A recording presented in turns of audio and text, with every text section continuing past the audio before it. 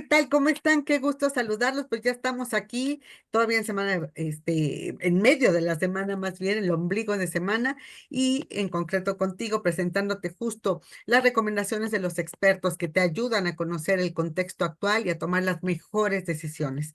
Hoy platicamos con Gabriela Siller, directora de análisis de Banco Base, a la que me da mucho gusto saludar. Mi querida Gaby, ¿cómo estás? Muy buen día. Hola, estimada Mariel, muchas gracias por tenerme aquí en este espacio.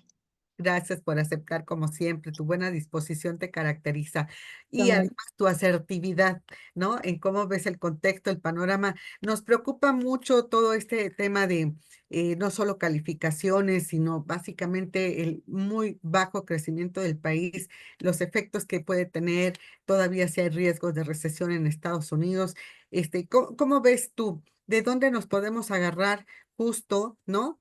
Para poder salir adelante, empresas, empresarios y tal. ¿Cómo ves el contexto para empezar? Mira, es muy posible que la economía mexicana esté atravesando una recesión. Justo ayer el Fondo Monetario Internacional actualizó sus proyecciones de crecimiento para el Sí, mundo, las revisó a la baja precisamente por los aranceles de Trump, pero de la lista de países que publica, solo a México lo sitúa con una variación negativa del PIB, lo que implica pues que muy probablemente estén esperando una recesión para México. El Fondo Monetario Internacional estima que en el 2025 la economía mexicana va a caer 0.3%. Y bueno, también esto va en línea con los indicadores publicados hasta ahora, el indicador oportuno de la actividad económica, el IGAI, entre otros, pues todos apuntan a que en el primer trimestre el PIB cayó y entonces ya serían 2 trimestres consecutivos de caída, algo que comúnmente es conocido como recesión técnica.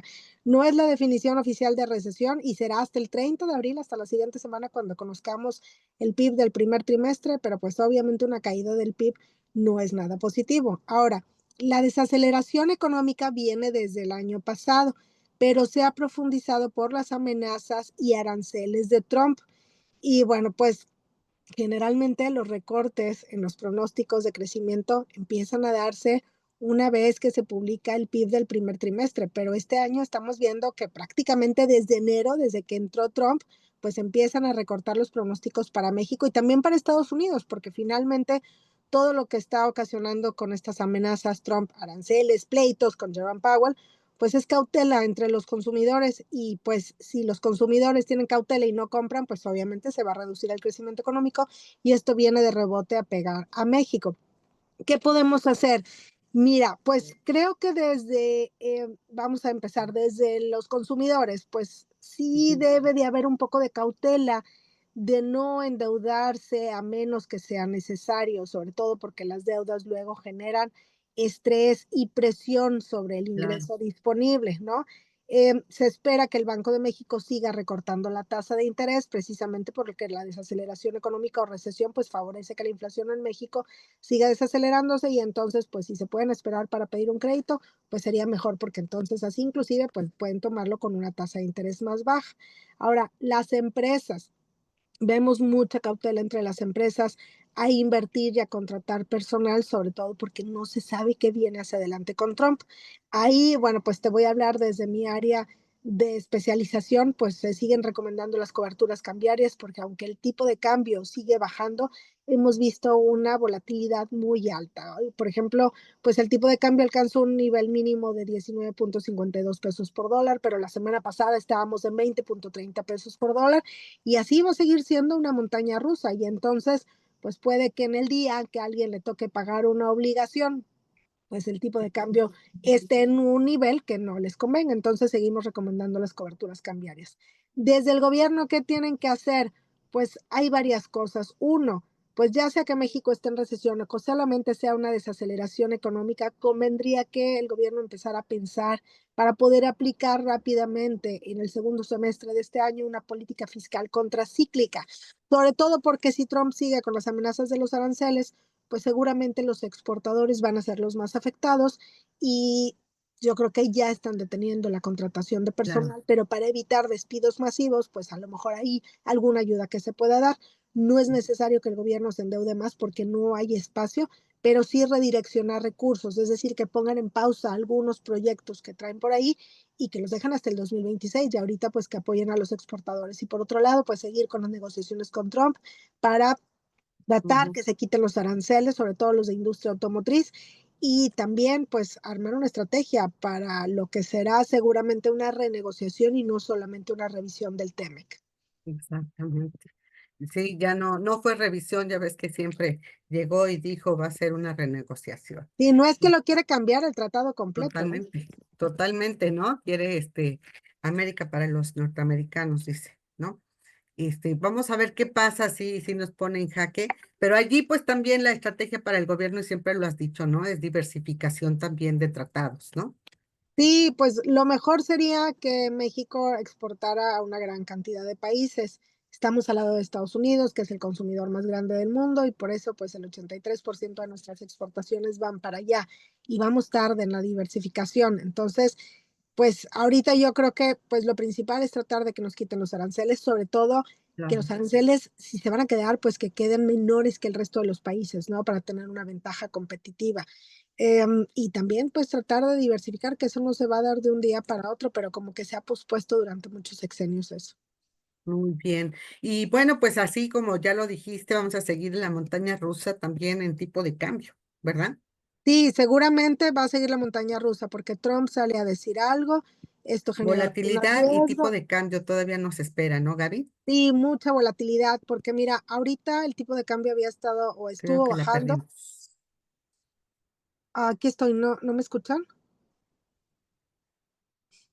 Hola, aquí estoy, ¿no me escuchan? Hola. Allí, sí, te decía, entonces Ah, el pronóstico sí, es que continuamos con volatilidad también en tipo de cambio. sí, sí, ya te seguía viendo. Sí, se espera que siga la alta volatilidad en el tipo de cambio. Y esto es porque, bueno, primero con las amenazas de aranceles, el tipo de cambio subió porque obviamente esto termina afectando a las economías. Se espera que inclusive se pueda dar una recesión global, pero ahora que empezó con el pleito con Jerome Powell, pues se pone en duda que el dólar pueda seguir siendo considerado como moneda de reserva internacional en el futuro. Esto debilita el dólar y es lo que ha fortalecido a otras divisas, incluyendo al peso mexicano. Ujú. Pero Trump ya ves que es muy intenso y entonces agarra un tema y le da con eso y luego otro tema. Entonces al rato va a regresar con el tema de los aranceles y cuando regrese a eso el tipo de cambio seguramente va a volver a subir. Correcto. Y bueno, y por acá hubo una mención en días pasados, semanas pasadas, sobre el tema de las tasas y las comisiones de la banca. ¿Tú crees que pueda haber, dado la inminencia ya de la Convención Nacional Bancaria, alguna medida que puedan tomar los bancos justo para reducir más las tasas o las comisiones? Mira, yo creo que las tasas van de acuerdo al nivel de riesgo y entonces a lo mejor podría haber del otro lado como que algo que disminuye el riesgo en la banca, ¿no? Ese riesgo en la banca puede disminuirse a través, no sé, de reformas que sea pues más fácil como recuperar un dinero de un crédito si cae en morosidad. En el aspecto de las comisiones, yo creo que habría que hacer dos cosas. Uno, pues ver qué comisiones se pueden reducir o quitar y otro, por otra parte también, pues a lo mejor que el mismo Banco de México, pues que ponga una tabla, ¿no? Así como, a ver, para el mismo tipo de crédito, cuáles son las diferentes opciones que hay en los diferentes bancos y entonces ya que las empresas, estas pymes, puedan tomar la mejor decisión, porque también muchas veces las pymes como que no tienen los recursos para ir preguntando en uno y otro banco, ¿no? Y Ajá. entonces como que se acercan nada más con el banco que les queda así más cerca y pues ese banco que les queda más cerca y a lo mejor ese agente que les está recibiendo en esa sucursal, pues no les da Ujú. la mejor información posible. Ok, entonces en el primer caso sería un poco a ayudarles a los bancos en el tema de recuperación de créditos, ¿no? Que Así no es, sea sí, tan tortuoso el proceso. ni tan largo, exacto. Exacto. Y en el segundo caso, pues un poco como lo que Conducef hace para ciertos créditos, ciertas tarjetas, ¿no? Ciertos productos, llevarlo a cabo para hacer ese comparativo y facilitarle el tomar la decisión con la mejor opción para las pymes, ¿no? Sí, exactamente, sobre todo porque las pymes, me da la impresión, no tengo toda la información disponible, que a lo mejor acuden, ¿no?, a la sucursal del banco más cercano Claro. que tienen, y pues obviamente quien los recibe ahí, pues quiere que les tomen el crédito de ahí, y entonces, pues a lo mejor no les da pues toda la información o esa persona no sabe toda la información disponible que hay ahí, ¿no? Y entonces así las pymes, bueno, ya saben que pueden ir con el banco fulano para este tipo de crédito, con el banco, no sé, otro más, para otro tipo de crédito que sería la mejor opción para ellos. Claro.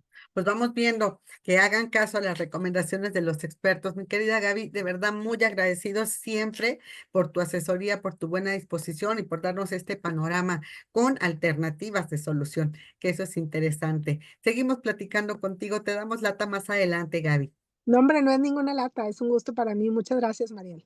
Un abrazo para ti, mi estimada Abrazo. Gabriela Siller, directora de análisis de Banco Base, aquí con el panorama, alternativas también, incluso, ¿verdad? Rumbo a la bancaria, a ver qué hacen los bancos y a ver aquí qué decisiones y qué medidas tomas tú desde el alcance de tus bolsillos para aminorar pues este duro contexto que nos está tocando aquí, desaceleración o recesión. Al final de cuentas, hay que ser prudentes en los gastos. Muchísimas gracias. Aquí continuaremos en concreto contigo en doble transmisión este miércoles y por supuesto también seguimos con nuestras diferentes secciones el resto de la semana. Pásala muy bien, muy buena tarde.